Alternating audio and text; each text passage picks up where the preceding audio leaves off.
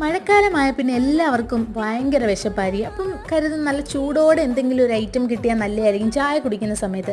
അപ്പം വട്ടയില വെച്ച് നമ്മൾ പഴയ നാടൻ രീതിയിലുള്ള ഓട്ടട ഉണ്ടാക്കാമെന്ന് വിചാരിച്ചു. അത് ഗോതമ്പ് മാവിലാണ് ഞാൻ തയ്യാറാക്കുന്നത്.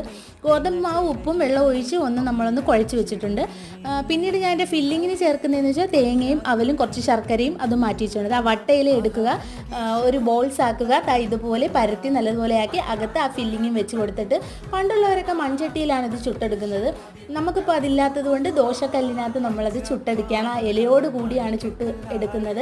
ആ മൊരിഞ്ഞ മണവും ആ വട്ടയിലയുടെ ടേസ്റ്റും എല്ലാം ആ ഓട്ടടയിലുണ്ടാകും. അത്രയ്ക്ക് ഭയങ്കര നൊസ്റ്റാൾജിക് ആയിട്ടുള്ളൊരു സംഭവമാണ്. ഇന്നത്തെ തലമുറയ്ക്ക് അറിയാവുന്ന എനിക്ക് അറിഞ്ഞൂടാ. അപ്പോൾ നമ്മളുടെ കുട്ടികൾക്കും ഇത് ട്രൈ ചെയ്ത് കൊടുക്കുമ്പോൾ അവർക്കത് ഒരുപാട് ഇഷ്ടപ്പെടും. എൻ്റെ ഐഷനും സിനാനും എല്ലാം ഒരുപാട് ഇഷ്ടപ്പെട്ടു. എടുത്തപ്പോഴേക്കും നല്ല ചൂടാണ്, എൻ്റെ കൈയൊക്കെ പൊള്ളി. പക്ഷേ ആക്രാന്തിഫിക്കേഷൻ കൂടിപ്പോയി. അപ്പോൾ എല്ലാവർക്കും ഇഷ്ടപ്പെട്ടു. അപ്പോൾ നിങ്ങൾ ട്രൈ ചെയ്ത് നോക്കുക. ടാറ്റാ ബൈ ബൈ, വീണ്ടും കാണാം.